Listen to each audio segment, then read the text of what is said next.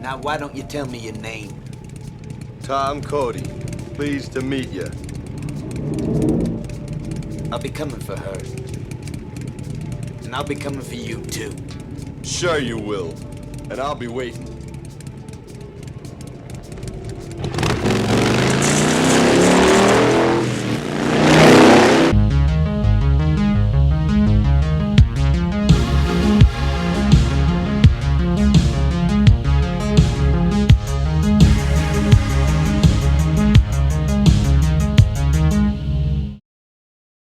Welcome back to the Harbor. I'm the host, Kino Kowboy. I'm here with my co-hosts, Austin Casher, Scott Keys. Scott Keys out of town, but he still respects the Kino. He's here still on his phone, wanting to talk about some cool shit like Streets of Fire. Now, I want to get some things out of the way here. If you're new here from the Kevin Smith video, welcome. We do this thing almost every week. Not always, but sometimes we like to keep the Kino flowing, if you know what I mean. So we do that, and then we're also doing some video essays, stuff like that. We got to address something from last week. We did a video, an episode of The Harbor on Elephant, a school shooter movie, a very tasteful school shooter movie. Sexy school shooter movie. Okay, Casher, you weren't on that episode. I know. Now, Yeah, the episode that you picked, by the way. Hey, man, my mom's got cancer. Okay, yeah, that's always the excuse. You can donate down in the thread below, but for some reason, called us Republicans for our take on Elephant. And this has been bothering me for 4 days, and it shouldn't have. But it's like, where in that review do you get that we're Republicans? And, you know, we don't try to be overly political on this, but, you know, we're pretty progressive people. Yeah, there was that time Casher said F Israel at the end of the cast. We also had that whole spiel of, sorry, bleep that, going off about the cops and society. That's pretty base, though. It was based as fuck. But yeah, obviously it's just an unfair thing to say. Maybe he was put off by Scott saying that he didn't have a solution for gun control. Oh, I'm sorry, I don't have a solution for like a perfect solution for one of the most complex political issues. You know what the perfect solution for gun control is? More guns. We put guns in the hands of our children, of teachers. Yeah, they're doing that. Everybody needs a gun. Well, we were talking before the cast that Casher has a job now where he's making actually decent money, so now he's gone full libertarian. So, hey, man, don't tread on me. Oh, yeah. Hey, libertarians, best barber I ever had a "Don't Tread on Me" flag, so they can cut hair. If I have nothing else to, I'm cool with it. I don't care. That's okay. Anyway, we're here. We're progressive. We're cool boys. If you can't get with that, you know. No, but yeah. So we did. What movie is this? We did a cast when we were first still pretty new on this. Not completely new, but like a long time ago, we did a Warriors cast. We're doing a same director, Walter Hill's Streets of Fire, one of those underrated kind of B movie, 80s movies that has been kind of underseen, I feel like. Even if it's not a perfect film, I thought it could be worth throwing on and talking about. Can I just say the biggest thing that I have to say about this is that this is the one film where I'm like, I want more. Like, I need more. Totally. Tom Cody's so underfleshed out. I feel like we could have gotten like at least like a trilogy out of this. A trilogy was planned, Casher. Did you know that? No, that's fucking. We should have got it. That's like it bombed at the box office because this movie's weird. Well, this movie's like fucking combines like rockabilly, freak out automobile shit with like that's Die the Hard. thing. It's like Badass. this is like the movie starts with Texas as another time, another place, and it's very much like a alternate 50s. What if the 50s aesthetic never died out but just deteriorated and got like weird and gritty in 80s? Yeah, this is like there's Grease when we're talking about 50s nostalgia in the 80s, and then there's whatever the hell this is. I kind of prefer this in a lot of ways. Honestly, they went so 80s that they casted Bill Paxton, Diane Lane, and Rick Moranis. Yeah. Which is just like the trio from the 80s that I remember most. and it has this like rockabilly twang to it, especially I like love the it. score and stuff. It's got some blues elements to it. The music's fucking awesome in this. It's rock Yeah. opera. And It is, and it's going constantly. There's always a constant hum of energy due to the sound, to the score. Pretty much constantly going, even during a lot of dialogue, although it tones it down a bit for that. But there's a constant sense of momentum because it's only a 90-minute movie and it doesn't need to be longer. it's only 90 minutes, and they don't get done with the opening credits like text until 15 minutes in. Yeah, dude, And then the it's last fucking 10 minutes are the final music sequence and the credits. So it's like pretty short. But Yeah, I watched the pilot episode for Fallout last night, and I was like, yeah, this is about the same length as that entire movie. 75 minutes. truly. And but the overall allure of this movie is that it's a guy who likes to kick ass. And Yeah, I like it's to fun. watch guys kick ass. It's You know? it's a guy who kicks ass. Yeah, exactly. Tom Cody, dude. Like, it's not as like a respectable name as John McClane, but he deserves to be in the conversation sometimes, just for the fun of it. Tom Cody could have been a fucking legend, dude. Yeah, Tom Cody's character he doesn't transcend the archetype, if you ask me. He I is know. the archetype. That's why I But- like him. I think we need to go back to the archetype. yeah. Just like they could have fleshed him out a bit more. That is the biggest problem with the movie. Is they should have had his relationship have a little more depth to it with the woman he's trying to save. And Ellen they could Aim. have.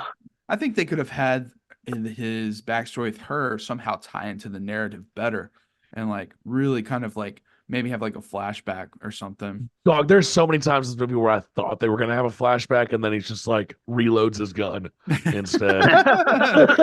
Sometimes exactly what you need. This is a Sunday movie. This is what you throw on lazy Sunday. You drink a couple beers. It's low stakes. It's just cool. It's fun. It's a super fun movie. It's very Walter Hilly. Like this, I didn't realize this was Walter Hill, and then like 10 minutes in, I'm like, who is this? Oh, of course this is Walter You're Hill. like, man, this is kind of like the Warriors with that weird kind of alternate not history, but just different kind of universe take on. Yeah, it is an alternate universe. It's Mike. It's more gangs, and it's fucking Willem Dafoe and the iconic fucking role. Yeah, it's just like because the first time I watched, I was like, this is like the Warriors, and I was like, oh, this is the same guy. Okay, and so he really likes these kind of street gangs, fucking not as dystopian as the Warriors, but like on a similar wavelength. I think that is fun. Oh, absolutely, yeah. I mean, the whole scene whenever they like start storming the first time they storm the area that the bikers are in, it looks like the alleyways that are in the New York of fucking the Warriors. Plus, we have Mercy in the only other role I've ever seen Mercy in. The actress who played Mercy in the Warriors, she plays Deborah Van Valkenburgh. Yeah, never seen her in anything else besides the Warriors. Personally. Yeah, makes sense. Yeah, it took me a minute because she looked familiar, and I was like, got it. That was a good moment. Yeah, she's less dirty in this one. She actually has a job. She's not a whore. Yeah. But, it's great casting though, like very specific casting for these kind of characters that I like, and like his sister, and I like McCoy, her type. She's not like an outright annoying butch like kind of stereotype. She's very much just like, I'm a soldier who likes to make money. Yeah, right, but she is quite coded as lesbian. Yeah, she said she was in a relationship with a boy. Oh, she did. Yeah, she mentioned she was like beaten. Yeah, she kind of like pushes off the lesbian accusations. But... Yeah, dude, you can't have lesbians in the 80s. Oh yes, you can. If you're cool. No, well, there's some interesting things. There's a almost non-binary looking person dancing in one of the biker bars. Oh yeah, all the absolutely. bikers are super into there.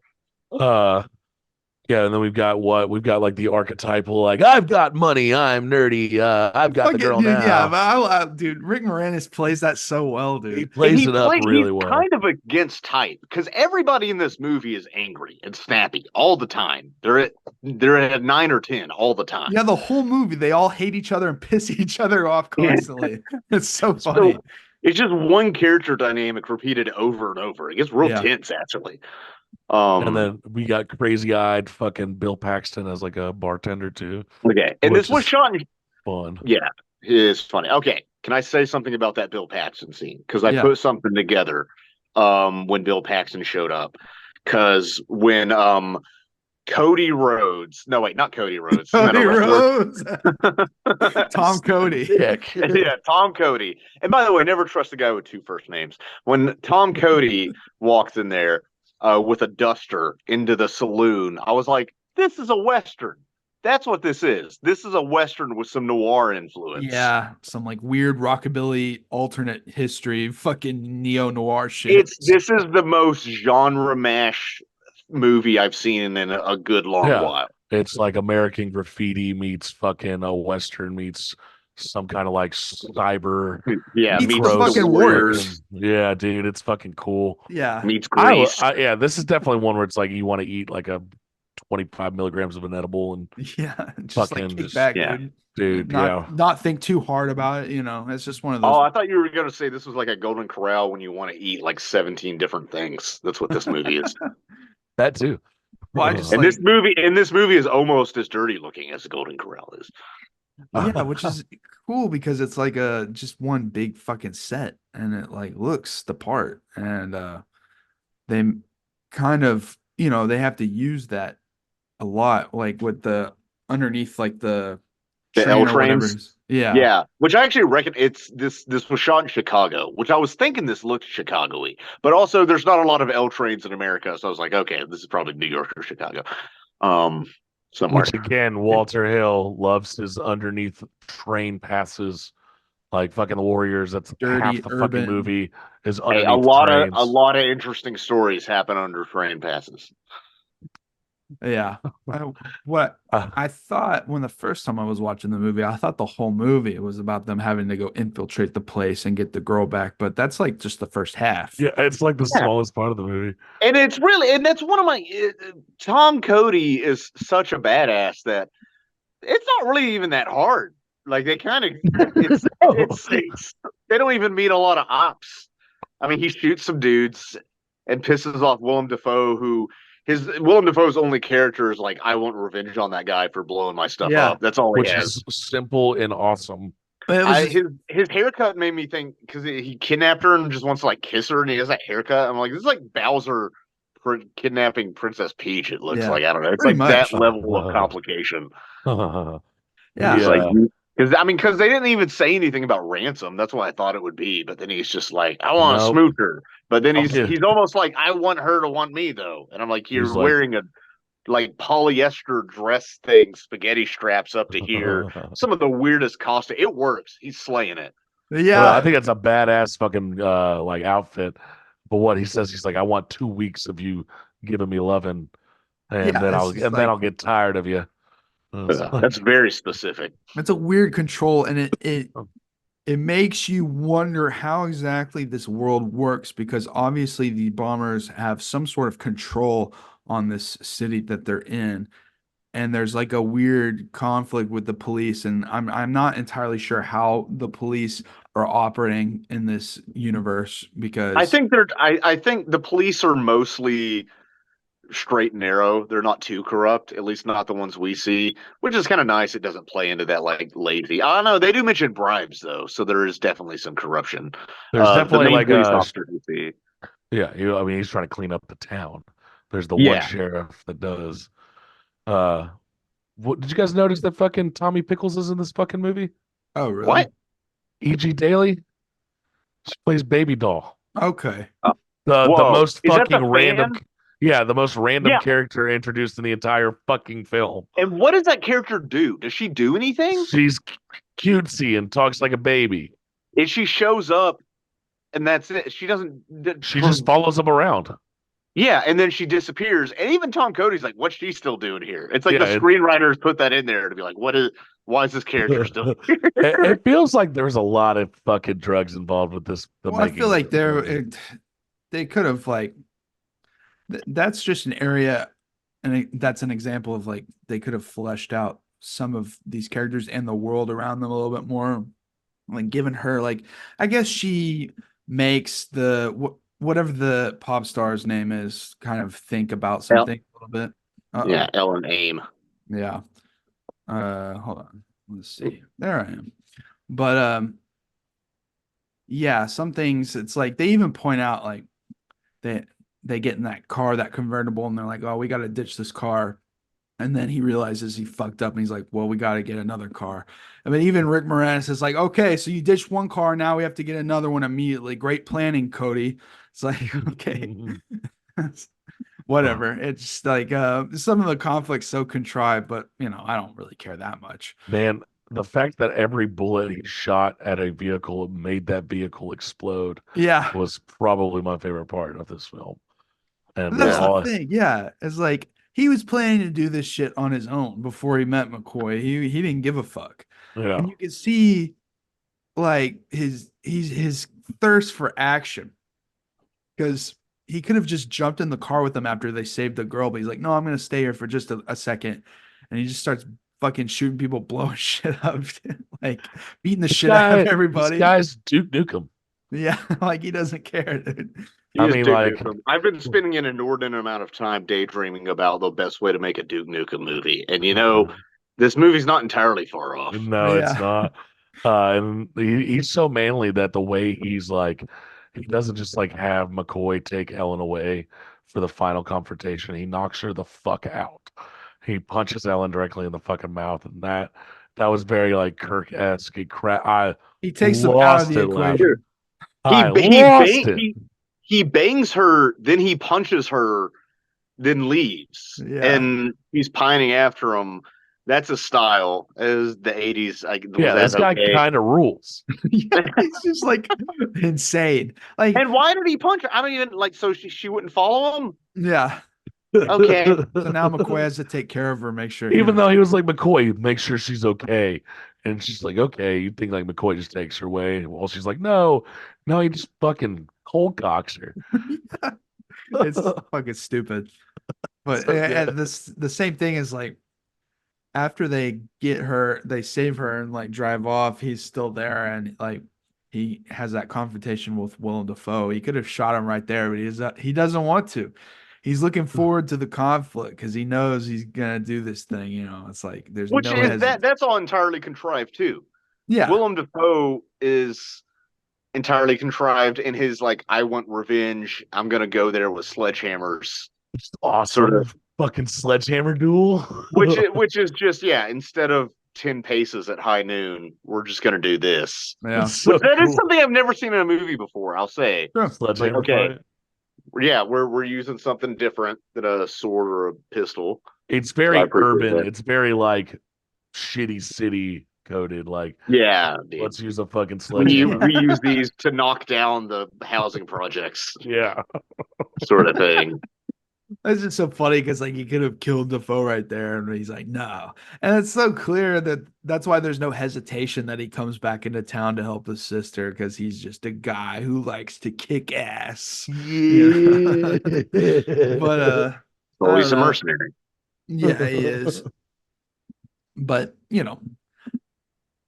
I like a good stupid thing, but I do. They could have taken the time to give him some sort of desperation in like certain moments or something. I don't know, like make him really fight for it. No, dude, fuck that. This guy is the fucking uber mage. This guy fucks shit up without a fucking hesitation. I will say this though, the best part about this movie for me was like the music fucking rules in this movie. Yeah, it's the music. I was going to ask you guys what you thought of the music sequences in this. I love them. They don't fit at all. I think I love them entirely. Like I feel like some of them do. Some they just go on for so fucking long. Yeah, but it adds to the whole movie. This could be like an extended music video like this film could be. Which I mean, I'm cool with. It's just like I love the music. It's just they went on way too fucking long. Well, so she's a big star, so I don't mind seeing what she can do, and it adds to it. Again, And that they had to have been on just a shit ton of drugs when they wrote this. I don't know. That sounds lame to say. No, man, it's like that Starlight Express, that musical about talking trains. That fucking No, I that have whoever not sounds seen that one. Yeah, it's fucking pretty well made, but the guy Starlight Express is written by I think Andrew Lloyd Webber, and he expressly says that he for writing when he wrote Cats in this he was on an excessive amount of cocaine. Yeah, of course. This movie's filled with cocaine. Yeah, that's what I'm I saying. mean, just not on the screen, but just no, but in the just celluloid. this definitely feels like something that like I'd write with my buddies in a dingy basement, fucking high off my goddamn ass. I don't know. That's just like I don't know. I just see Tim and Eric make fun of that a lot because they get fans that come up to, they're like, how high were you when you came up with that sketch? And they're like, shut the fuck up. This is the 80s. It's different with modern day stuff where people are just weirder and fucking more quirky, I guess. In the 80s, though, cocaine was rampant. You got Stephen King who wrote like fucking half of his fucking books on cocaine. Yeah. And those are crazy as fuck. He has a fucking book about a what is an 18-wheeler that runs people over because it's possessed. Yeah, that movie's stupid.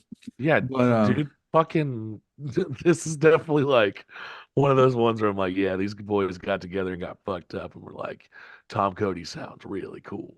But there's also a lot of energy of people mashing their action figures together, not in the sense that we talk about with crossovers and Ready Player One and all that crap, but in the sense of like, and this Tom Cody's the ultimate badass, and he uses a Winchester repeater with explosive rounds. It's definitely like, yeah, like you're like a wrestling character, like how badass they are. Like, yeah, that's why I accidentally said Cody Rhodes earlier. Who wins in a fight, Tom Cody or John McClane? John McClane fucking gets wiped by this guy. Yeah, well, John McClane hesitates. Well, Die Hard was 88, and you said this guy needed to show weakness.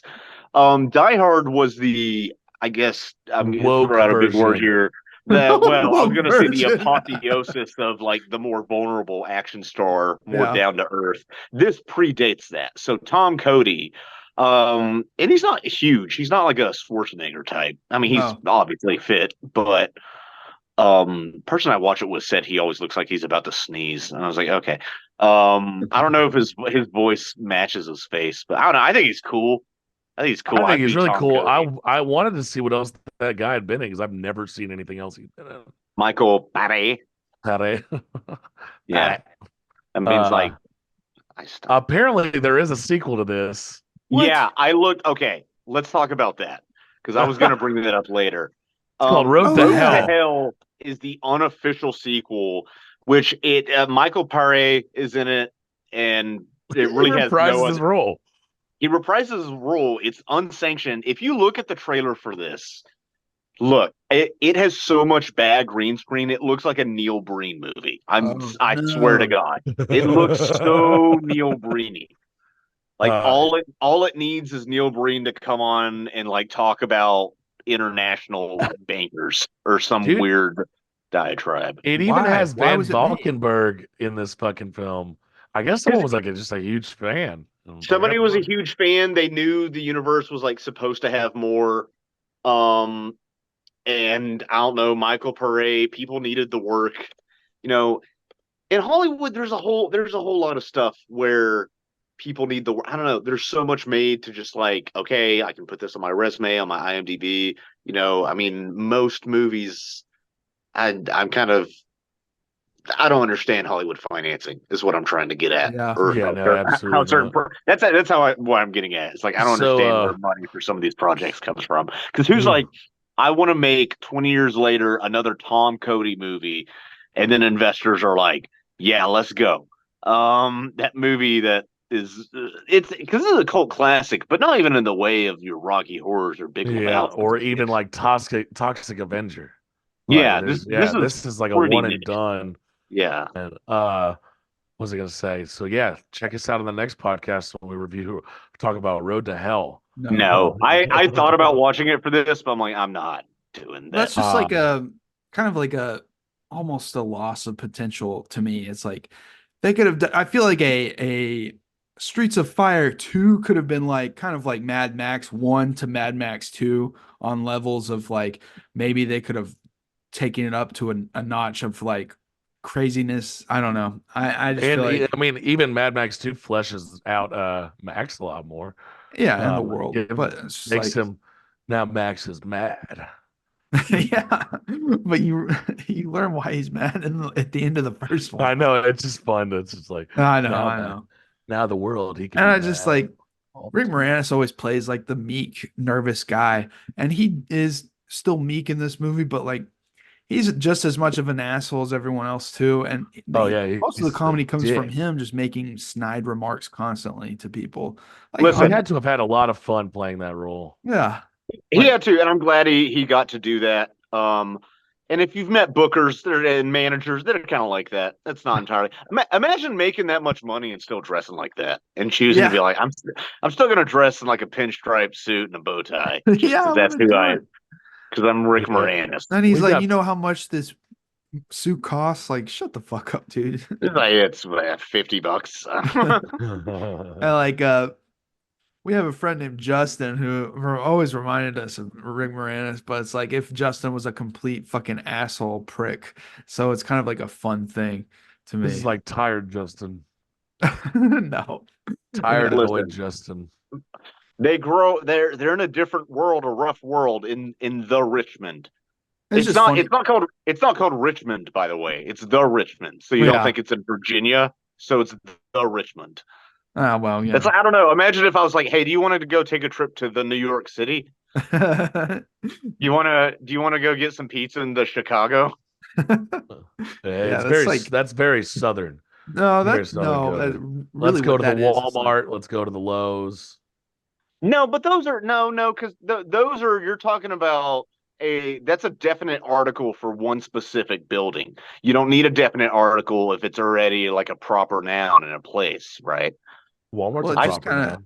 It reminds me of kind of like how my dad talked like 20 years ago plus when his English wasn't as good as it is now.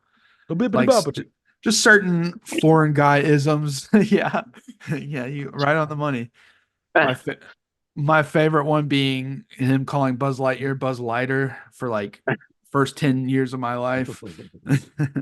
Just like shit. I don't know. You know, if you have a dad who's a fucking foreigner who needs to be kicked out because they need to build the wall, Jesus Christ.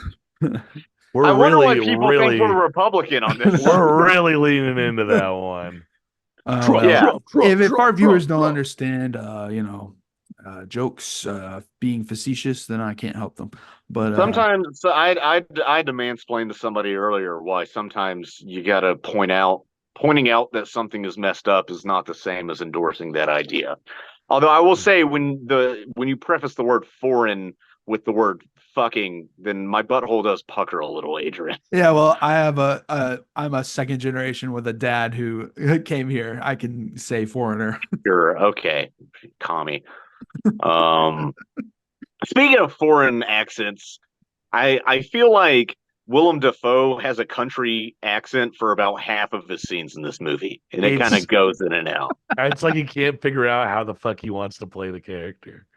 And he doesn't get a lot to do, which is crazy for Willem Dafoe to think about. Like, this is like probably one of the greatest actors to ever live, and he's just like struggling. Do I talk like I normally talk, or do I fucking throw a little twang on it? Yeah. I feel like it might have been a problem with direction too. Who knows? It could be a million things. Maybe there were other drugs. Edits. I'm telling you, dude. It's the fucking 80s. It's drugs. I don't think so. I don't know. Just like when Spielberg wrote E.T., he was doing a lot of PCP. Was he? No, I don't know. Probably. No. I don't think I'm making shit up for no reason. I've never done PCP. I don't connect it with ET though. They both have letters. They're both acronyms. That's about it. But you could do that with anything. That's the connection right there. Yeah. Yeah. He's like, oh, he likes plants, so he was on DMT and ayahuasca. No. Shout out to the Green Planet and the Universal ride that That's we so went funny on. you brought that up because I started reading that book last night. And Oh, how is it? Does E.T. teach Elliot about puberty and we're talking about the whatever the Green Planet, the unofficial, no, the official. No, it's like based off official? of it's official book based off of a story by Steven Spielberg. And like the first chapter is just him in the ship flying back and like being sad that he left Elliot, and like he's walking around all the botanical gardens within the ship and like watering the plants and stuff. And he's still trying to speak broken English, but then it kind of like goes into their language and he can suddenly speak normally, I think, mostly. So I don't know. Did he forget how to speak alien? We don't need to go too deep into the lore of the ET sequels on this. Yeah, we'll save that. But there needs to be a sequel novel to this. Look out for our next audio cassette with sing-alongs. Yeah, where's our legacy sequel where Tom Cody's daughter wants to be a badass and he is in for one last fight? Look out for our next video essay on the lore of ET's sequels.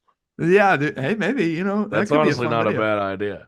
No, but the what I was trying to think about earlier was like, is this like some weird slight dystopian like police state kind of universe that they're like fighting back against or having a control like problem with the bombers and gangs or something? Because like the way they get stopped on the bus with the group of black musicians, it's like the Lesters, the barbershop quartet sort of thing. Yeah, I get what you're saying. It's a doo-wop, by the way. The quartet. No, they're not barbershop. But. No. But it's just funny, like they go through that plan of having Rick Moranis like offer them cash, and they're like, well, you offered the cash too quickly, so now it's suspicious. It's like, dude, you already accepted the cash, dildo. Like, just go on. And then what does Tom Cody do? He shoots every single gas tank. He doesn't just tell him to get off. He gets off the bus and fucking blows every car up. Every car up with one shot. Maybe that's what makes the whole world dystopian, is that their gas tanks are so fickle. No, it's they're using really volatile organic compounds. Well, he's just like, maybe he's at fault for the way things are. That's why he had to leave town. He blows up so many things that their infrastructure is completely destroyed. Yeah, Tom Cody ruined the Richmond. Yeah. It's like, we do get one flashback of like him remembering her, but it's just like her singing. That's it. It's like, you couldn't have had anything else, because it just doesn't hit right when she's like basically says, oh, I hate you because you came to get me for money. It's like, okay, well, I needed some cash, dude. I'm still saving your ass. Like, damn. Yeah, I mean, you know they have a relationship, but I feel like Tom Cody gets around. He's like James Bond. Yeah. Oh yeah, obviously he fucked off. We do get that line of dialogue where she says, like, or she's like, you were gone for 2 years, what was I supposed to do? Which is kind of an overplayed kind of like sentence I've heard before. Again, man, every time it looked like he was gonna have a flashback, like he's on that roof and he's like, he sees her through the window and she's like, chained up. And it like zooms in on his face, and you're like, oh, we're gonna get a flashback. What happens to Tom Cody? He just goes, no, he just shink, fucking sticks a bullet in and starts shooting. Yeah, I love that. I love that so much. But we don't need to know about his trauma, dude. Fuck trauma. He shot that trauma. Trauma is overplayed in the 2020s, I will say. I hear the word trauma. I hear the word trauma so much it's traumatic to me. Yeah, we don't need Tom Cody to have a realistic panic attack. That's not what I'm saying. But, no. Just like I want to see him. I want to see the man stim and then shoot someone. But he does throw the money at Rick Moranis and then say, I don't want this shit. And it's like, okay, I guess. He could have taken all of that from McCoy. Yeah, but he had to show to her, I guess, in front of her that he didn't want the money. And he could have popped in like 10 minutes after she left and be like, actually, I'm going to give this to McCoy. Whatever. But we're just taking. Yeah, the lesbian that falls in love with the manly man. No. They don't fall in love. Well, I bet in the sequels. No, they're friends. They're I think they're buddies. just good partners. Can't fuck your buddy. It's the Lone Ranger and Tonto sort of thing. Tonto and Lone Ranger can't have sex. Okay, well, isn't Tonto a boy? I'm not. Yeah, dude. What's wrong with two? We're not Republicans, but God forbid Tonto and. Okay. That's yeah. Well, By the way, this soundtrack, before we go, there are some major names on this soundtrack. I was wondering about that, actually. No, Stevie Nicks is on here. Tom Petty worked on here. Yeah, Stevie Nicks did Sorcerer, which is number 2 on there. Yeah. That's crazy. Yeah, I Sorcerer, think they were expecting this to be like a big hit. Tom Petty, I'm pretty sure, was just like stoned and like, yeah, let's do this. No, he helped write one of the songs. That's Never Be awesome. You. I wonder who was performing.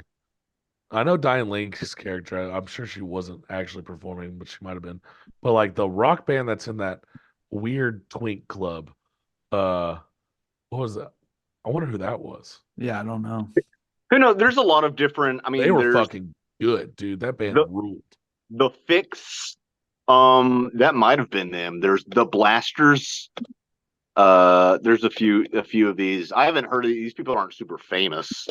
Yeah, we're also not Gen Xers, so we're also not Gen Xers. I think Dan Hartman is on this. I Can Dream About You. He's more famous. Also, you guys know me. I'm stupid with music. I don't know artist names and stuff like that. That's been a running joke among the three of us for the past 12 years. Yeah, well, I'm not the best, but I know 2010s artists really, really well, and then like some 80s stuff because I grew up listening to new wave and shit. But that, nothing crazy. But I don't know. My favorite shot though in the movie is when Willem Dafoe rolls up looking for the fight, and the cops are like, "It's not here, get off your bike," and he just pulls out that horn and just honks it, and the whole bombers come up behind them. It's just cool. I don't know. It's badass. It's like the Warriors. Yeah, pretty much. Pretty similar. And of course, like Tom Cody shows up and he's like, "Sorry, I'm late." And the cop who told him to like get lost was like, "All right, my plan went to shit, so kick his ass." Like there's no argument. You think because like he told him like up and down, like you need to get out of here or else I'm gonna arrest you. And so you think, well, he's gonna give him shit or something. No, he's just like, go kick ass, dude. And that's what you want. I was waiting for a lethal weapon, like I'm getting too old for this shit type scene. No, guy's like, well, my plan failed. I hope yours is better. It's almost verbatim what he says. Yeah. So, like, throughout this whole film, though, I did think that it was very similar to, like, Final Fight and stuff like that. And I'm reading, a little bit into it. I guess the creators of Final Fight had never seen this film back in the day. Huh. And then, like, at least that's what they say. It just comes from that same zeitgeist of just 80s machismo, grungy city due to Reaganomics and wealth disparity. It's just that same zeitgeist. And there are other movies such as The Warriors, and movies of that ilk that they might have seen or that others might have seen. I would expect there is to have a giant Hagar character in the second movie, dude. Just have like The Warriors is definitely a superior film, I will say, but I definitely think it's more still a fun time. Warriors is a top 10 film for me. Dude. This is still a fun time. I'm usually like, okay, quit remaking classics. Let's make new stuff. But like, this is one of those older classic movies that, I wouldn't actually mind a remake of, or like some sort of different take on the world or something like that. Make it a little more. They make it edgy. And no, like serious. This is already serious and stupid. It doesn't. It feels like it's so serious that it's. Well, stupid. I think we're going back slowly. But I think we're going back to the straightforward, unironic kind of action movie. Like, right, because what is that action movie that just bombed real bad that had the voiceover from Boy or whatever kills Boy. Boy Kills World. Yeah, which is itself a play on an 80s TV show or 90s. I never watched that show. Yeah. Well, we're about to get the Free Guy, which I think is more of that like self-aware kind the of Fall Guy. actions. Yeah, the Fall Guy. But that's because it's an action comedy, because you can't just market comedies. Yeah. We'll see. That's getting good reviews. Yeah, but if it's constantly winking at the camera, I might get tired of it because I'm tired of that in general. Yeah, we'll see. I still need to see Monkey Man and all that fun stuff. It was okay. It was okay. Y'all just racist. Okay, yeah. Which, by the way, episode 42 of this is of The Harbor is The Warriors. If you guys want to check that out, Yeah, check that out. That's one of our lowest viewed episodes. So go give that some love if you like this one because same director, fun stuff. Casher, you were on that episode, right? Yeah, dude. That's you were like on by then. that was like one of the first things I wanted to do because that's like an all-time favorite film for me. It's one of those another weird comfort film for me. I used to watch it with my dad growing up, and I was way too young to watch it. Yeah, I watched it with my dad growing up. You were into that movie ever since I met you. Like when we were like 14, you were telling me about that movie, and I was like, I had the game, I had the book. I fucking love the world the Warriors are set in. It's one of my favorite.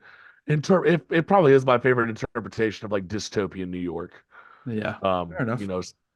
It's one of those. I do love that Walter Hill does not fucking shy away from doing shitty action films too. For like throughout his filmography, he's done like fucking Bullet to the Head and like Last Man Standing and like all these fucking like awesome like don't take too serious. Is Bullet to the Head? I didn't see it. I know it was supposed to be like, whoa, Stallone's back. And it didn't work. Because they had the Expendables worked. I mean, there's 4 of them. I almost said 3. There's a 4th one that came out recently. God.